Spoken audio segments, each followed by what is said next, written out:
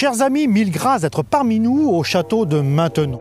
Château de Maintenon qui, comme chacun sait, fut la propriété de Madame d'Aubigné, veuve Scarron et épouse en deuxième noces de Louis XIV.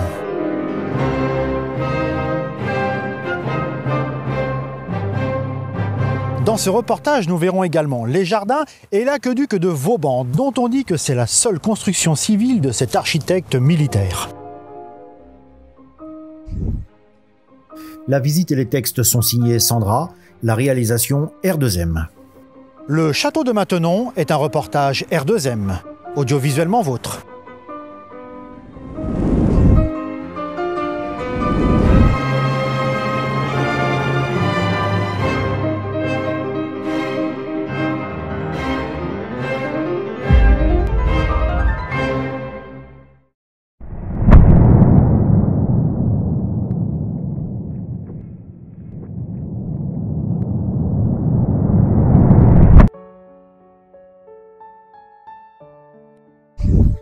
La présence du château de Maintenon est attestée depuis le XIIe siècle avec les seigneurs de Maintenon qui en seront propriétaires jusqu'au XVIe siècle. Par la suite, la seigneurie est achetée par Jean Cottereau, trésorier et intendant des finances de Louis XII.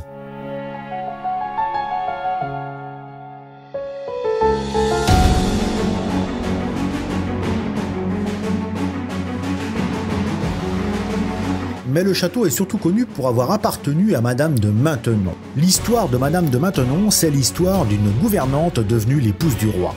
Françoise d'Aubigné, veuve du poète Scarron, puis gouvernante des enfants illégitimes de Louis XIV, deviendra par la suite sa maîtresse puis sa femme en 1683.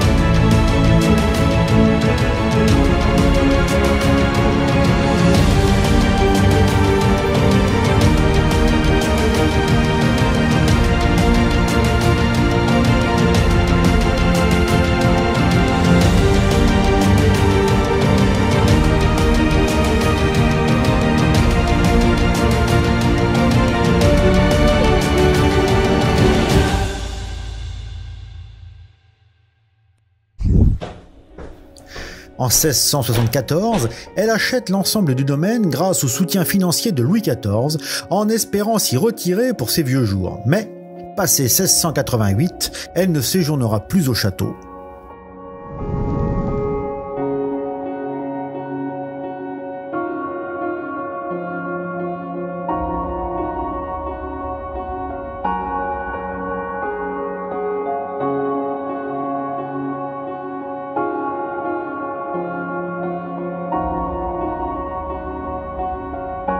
En 1698, sans descendance directe, Madame de Maintenon lègue le domaine à sa nièce Françoise Amable d'Aubigné pour son mariage avec le duc de Noailles.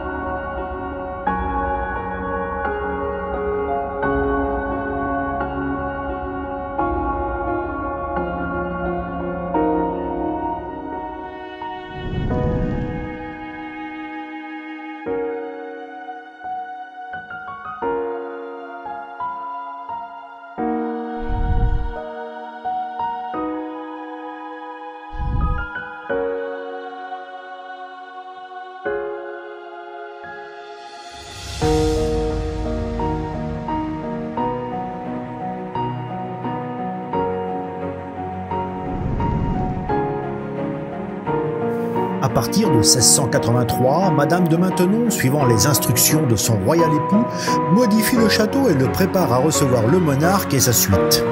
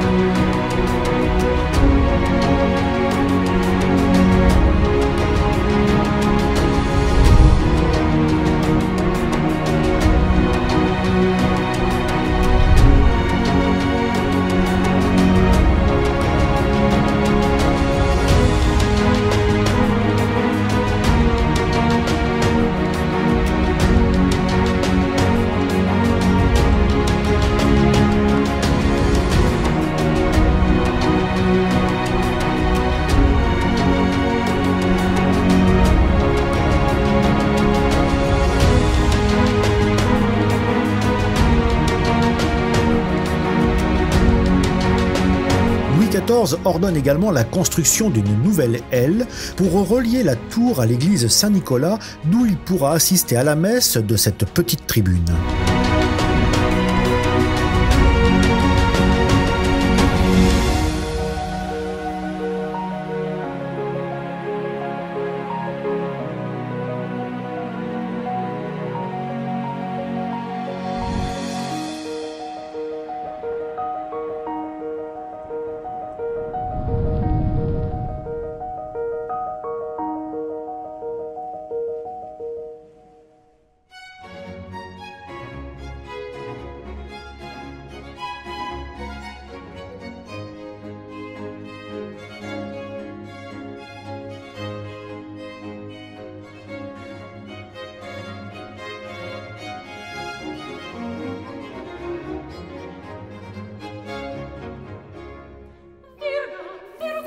Une fois passé le châtelet d'entrée, le jardin offre une alliance harmonieuse entre le minéral et le végétal. Le ton est donné, c'est ici un monde de raffinement tel que Madame de Maintenon l'avait imaginé. Fidèle à l'esprit de Lenôtre, selon les plans de 1686, les parterres invitent à déambuler en admirant les perspectives qui s'ouvrent sur le canal de l'Eure.